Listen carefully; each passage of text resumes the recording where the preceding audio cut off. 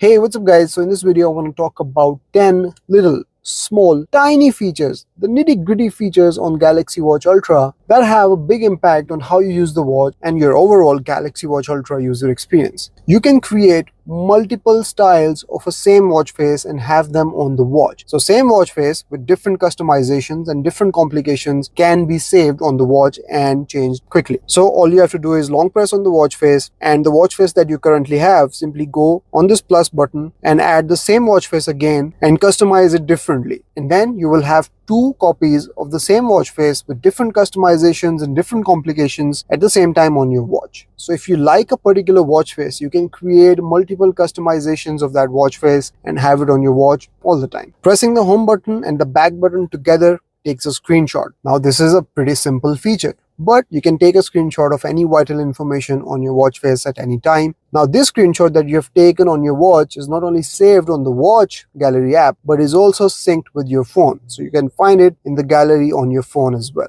On Galaxy Watch Ultra, if you swipe faster, you can actually skip off multiple pages of widgets, tiles, and notification panel. But previously, this was not the case. You could only swipe one page at one time. But now, if you swipe faster, you will skip through a couple of pages at one time. Now, this is how you navigate faster on this watch through touch. In the app drawer, you can long press on an app and then scroll it over another app to create app folders. Then you can name the folder, you can change the color of the folder, and you can tap on this plus button to add more apps to this folder. Now this is the simplest way to declutter your app drawer by having related apps in one folder, so that way you don't have to scroll all the way down to find any particular app. If you have the Samsung keyboard open, in the text field, you can long press the home button and start talking, and Bixby will convert your audio into text as you speak. On select watch faces, you can now also turn on the red night mode for the watch faces, and for that you have to go in the customize option for the watch faces, then select the night mode, and here you will get three options: off,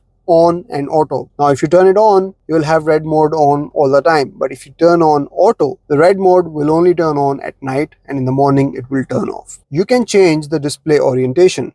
Go in settings, go in general, scroll down to find orientation. Here you can change the wrist from left to right or right to left, but then you can also change the button position. It's selected right now, but you can select left, and once you do that, the screen orientation will reverse to put the buttons on the left, and now you can put it on your left wrist, on right wrist, based on your preference whether you like the buttons to be on the right or on the left. But keep in mind that this does not change the functions of the button. The bottom button will still be the home button, and the top button will still be the back button. You can set up your Galaxy Watch Ultra to auto launch the media controls as soon as you play any media on your phone. To do that, go in settings, go in advanced features, and here scroll down until you find auto launch media controls. Once this feature is turned on and you launch any media on your phone, the media controls will appear on the watch. And not only that, there is a hidden feature in this media control. You can tap on the forward button to skip ahead, you can tap on the back button to skip back a track. But if you long press on these buttons,